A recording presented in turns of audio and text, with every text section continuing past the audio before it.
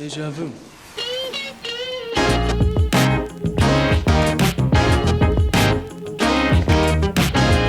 No, it's not a glitch in the Matrix. This is actually the remake of the Glenn lounge chair video I made over a year ago. But that one was from before I was doing much talking in my videos, so this time I will have a little more explanation. In the time since I posted that original video, I've gotten a lot of requests to make plans for this chair, but in order to make accurate plans, I needed to make another chair, and in order to make another chair, I needed to find some time, which I finally did. So apologies to anyone that has been waiting patiently for these plans. So this video is meant to kind of supplement the digital plans that are available on my website. I'll put a link in the description, and hopefully, unlike some of the more recent Hollywood remakes, this one will be a little more entertaining than the original.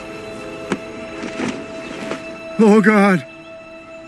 Oh my God. If you've seen that remake, you know what I'm talking about.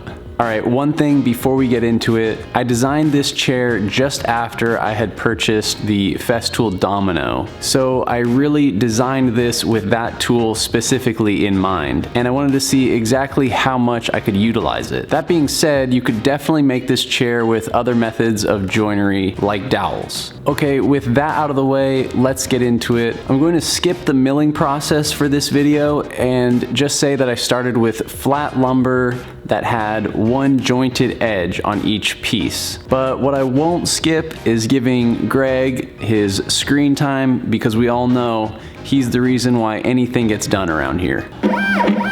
So I had Greg cut some fresh templates for this build.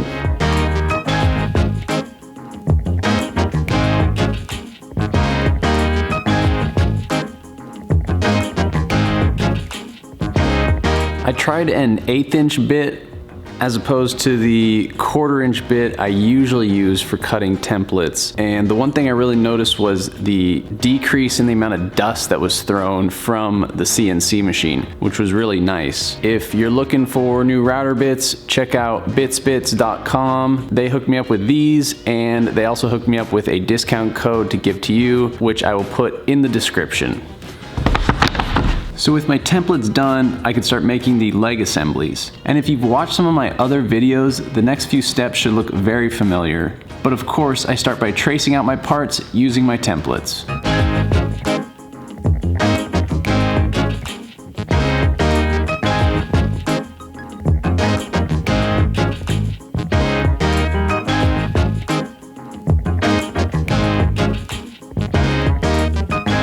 With all my parts rough cut, I then clean them up with my router and a template bit, making sure to only trim the long edge of each part, leaving both ends still rough.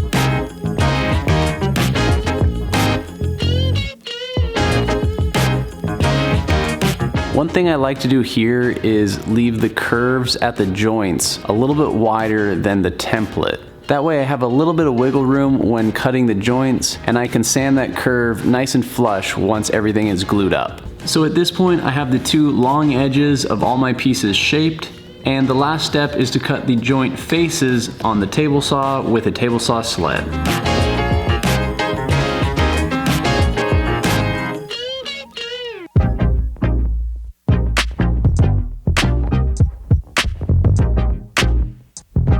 So with all my parts shaped and the joint faces cut, I can get out old bones here and start cutting in the first of many domino mortises for this build.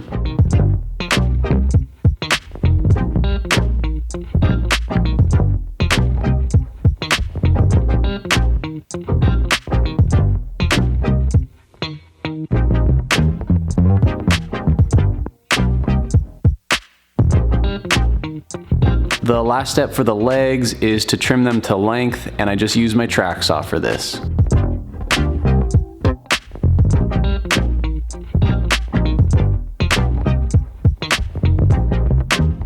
So with the leg assemblies pretty much done, I could then start on the seat. And the first step for this was to build the seat sides. The process for making these is exactly the same as making the leg assemblies. So instead of re-explaining the whole process, I'll just cue the montage.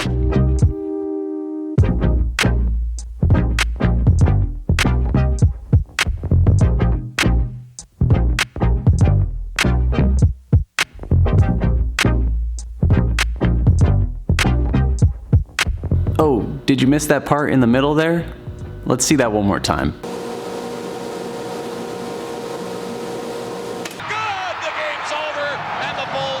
Anyways, besides hitting shots from downtown, I also maximized my efficiency by filling any cracks or knot holes while the parts were being glued up. And of course, for this, I'm using Total Boat epoxy. Is anybody not using Total Boat at this point? Bueller.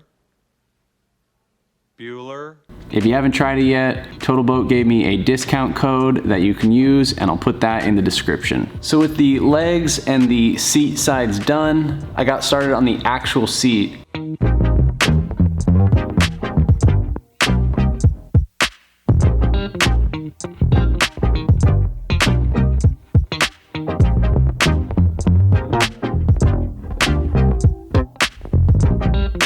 The trick here is that I cut my two vertical side pieces for each seat section about a 1/16 wide. And what this does is leaves me a long surface to reference on my table saw when trimming these sections later on. But with all my seat parts cut to final dimension, I can fire up old bones again and cut in all the domino mortises, making sure that I have everything laid out properly so all of my spacing is correct.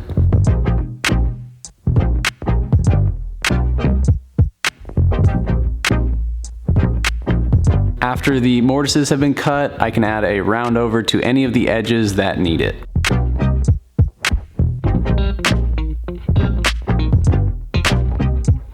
And finally, I can glue up both seat sections.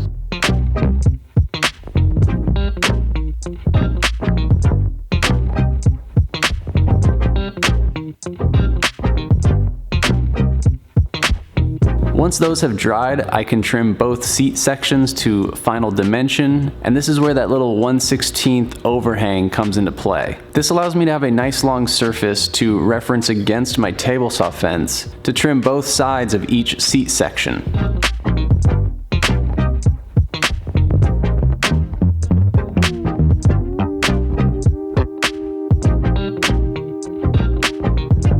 And at this point, I am ready to cut the miters to attach the two sections together. I just use one of my seat side templates to set my saw blade angle, then set my fence so that I just hit that top outside corner during my cut.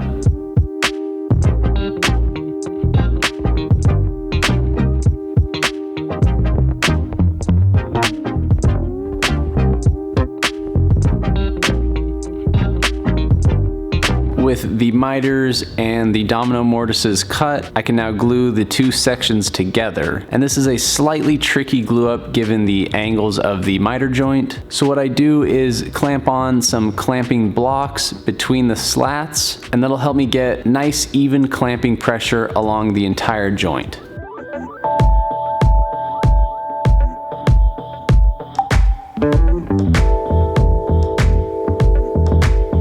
So with the seat now assembled, I can work on attaching it to the seat sides, and the first step is to mark out the dominoes. I do this by setting the seat onto the seat side and offsetting it from that outside edge by 1/4 inch.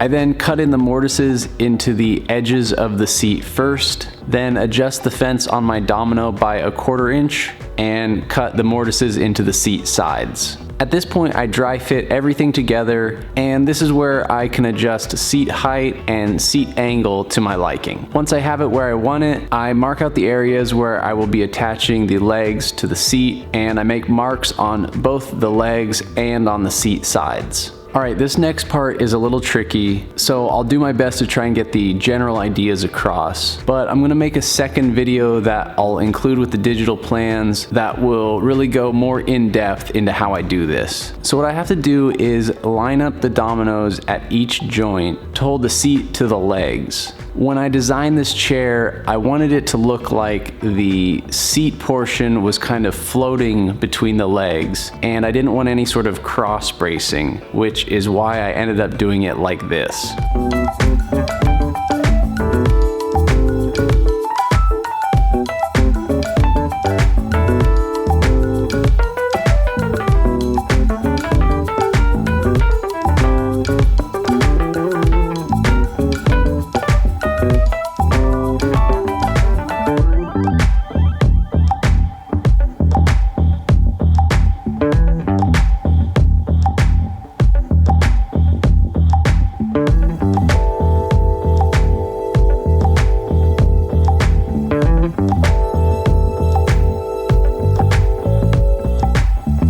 Like I said, that's definitely the trickiest part of the build. There might be a better way to do it, but that's just kind of how I figured it out. All right, so with those cut, I can do any final edge details, and all I usually do is just add a small round over to all the edges. And I can then glue up the entire chair and then add some finish.